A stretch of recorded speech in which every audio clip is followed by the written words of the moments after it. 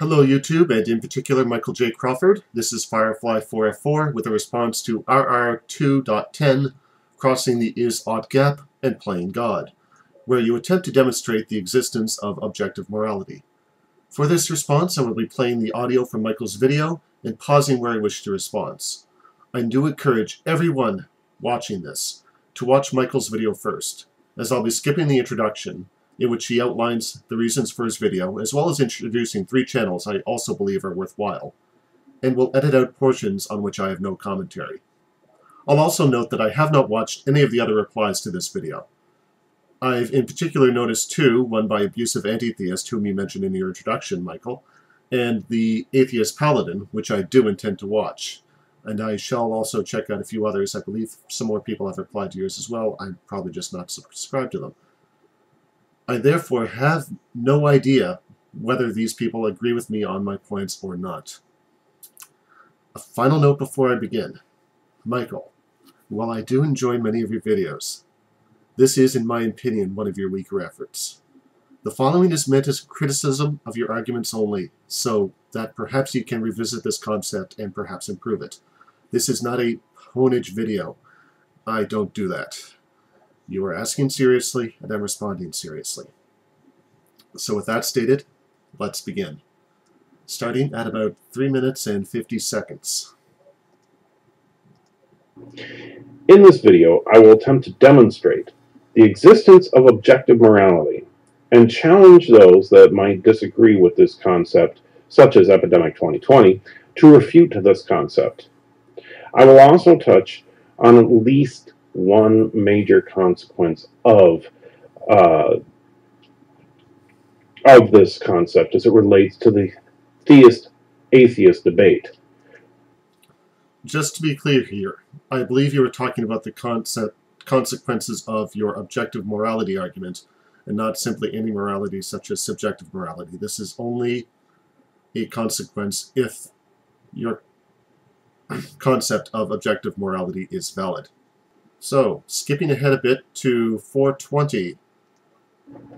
First, we need to clarify some terms. Let's start with the term objective.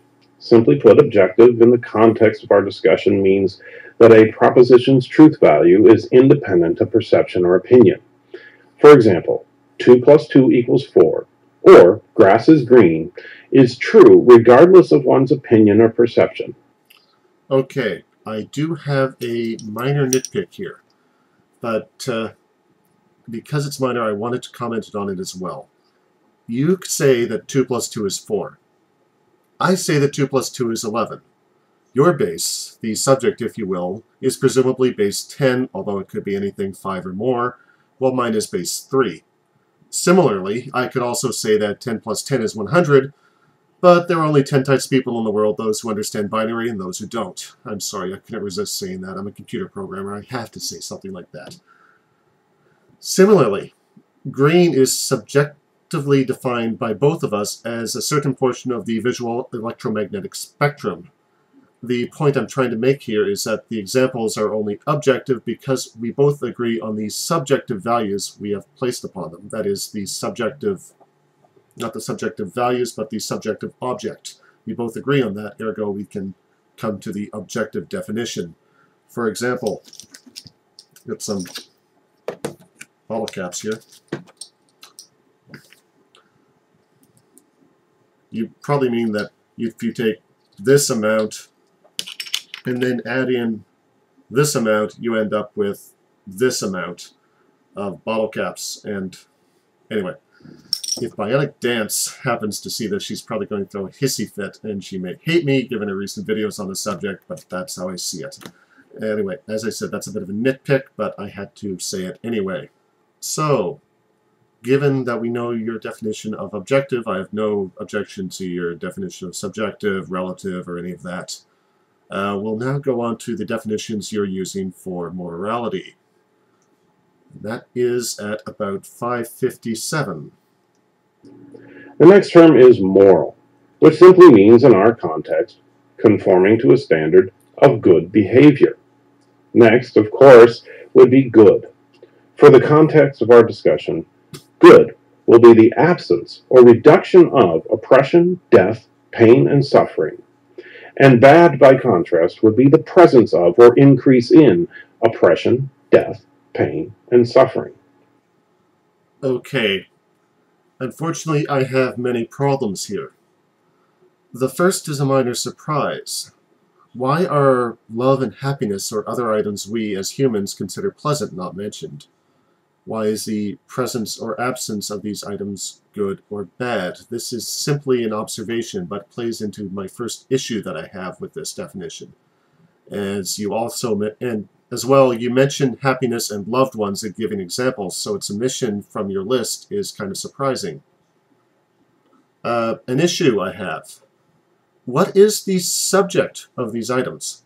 Whose oppression, death, pain, and suffering are we talking about? Presumably humans, but why not all life everywhere it exists? While the amounts of these quantities could possibly be quantified, it is still relative to the subject and ergo subjective by definition.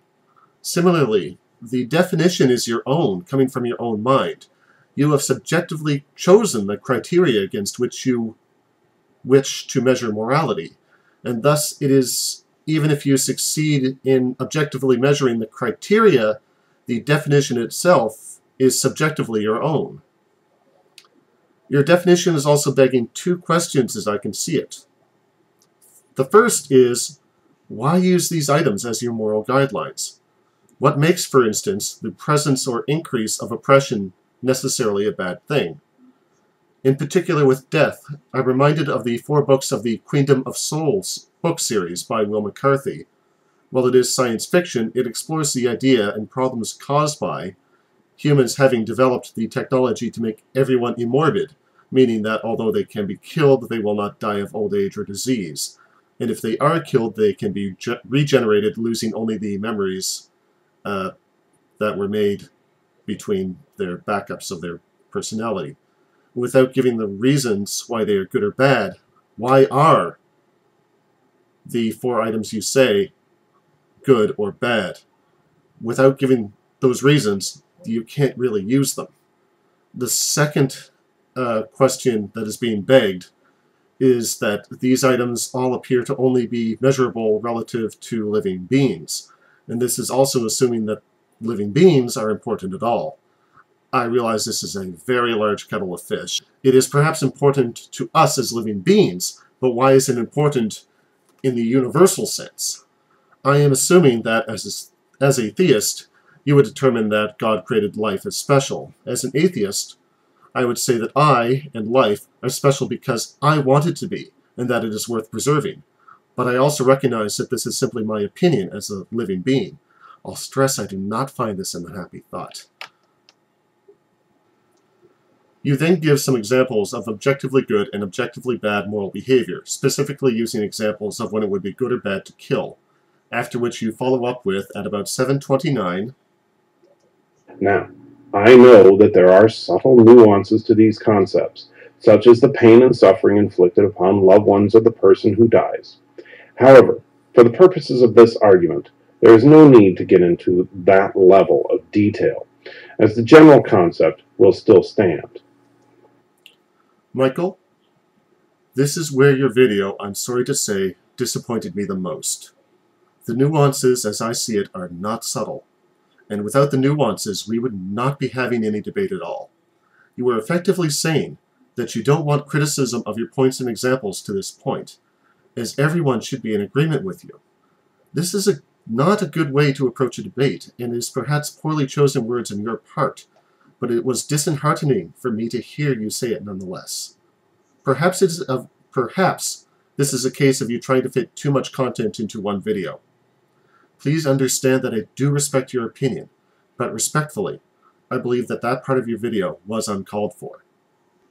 For the minute starting at 7:48, you outline 1 or 2 scenarios where you could objectively measure morality given your definition.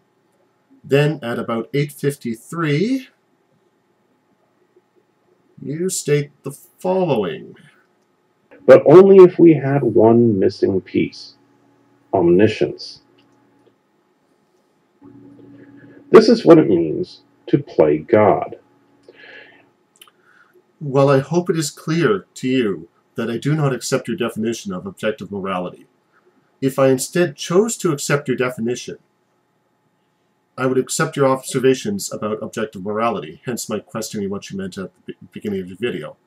That is at 1328, and this will be a fairly lengthy segment. I apologize to my subscribers. I want to talk briefly about the interesting consequences to the atheist-theist debate if you are willing to accept this thesis on objective morality. First, the theist would have to abandon the argument from objective morality as evidence for God's existence. As this model clearly shows, objective morality can indeed exist without the presence of God, and we can indeed cross the is-ought gap. But the atheist has a couple of concessions to make as well. Understanding the concept of objective morality, as outlined in this video, the argument from evil, as well as arguments from biblical atrocities, completely break down. As God, being the only being able to actually determine objective morality, would be able to make moral choices about life and death that we as limited beings cannot. While it is easy to suggest that God has done some evil acts, especially some of the things that we find in the Old Testament, when he does things like command the Hebrew nation to commit genocide against the Midianites.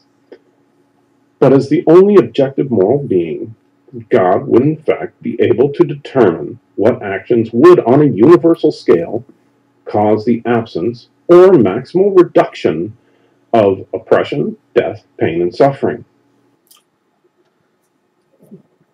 However, I would propose to you that your definition also has a consequence on the theistic side as well. Assuming that God judges based on what is moral, that is, the morally good people are rewarded, the morally bad people are not, then how would one deal with the situation where a person was in a position to prevent a morally bad action from happening, but instead by either free will or by obeying, say, the do not murder commandment, chose not to? What if further God states that they were telling this person, through signs or to them directly, to act, but the person did not acknowledge that it was God telling them this? I understand that there are some divisions of theism that do not take this approach, but it's my understanding that some do, but in either case, there are problems. In the case where morality is not the basis for reward, why does the person receive the reward? In the case where morality is used, why does the person who follows the rules not receive the reward? In short, this does not really circumvent the problem of evil. A third possibility, and I will acknowledge that there may be more I have not thought of, I do not wish to make this a trichotomy, is that any action, some theists will argue that any action that happens is a result of God's will, in which case he knows what's already moral because he knows what's going to happen. In this case, the issue becomes, do we ourselves have a free will? Anyway, I hope this has not been too long a response. As always, I welcome any criticism. Have a special day.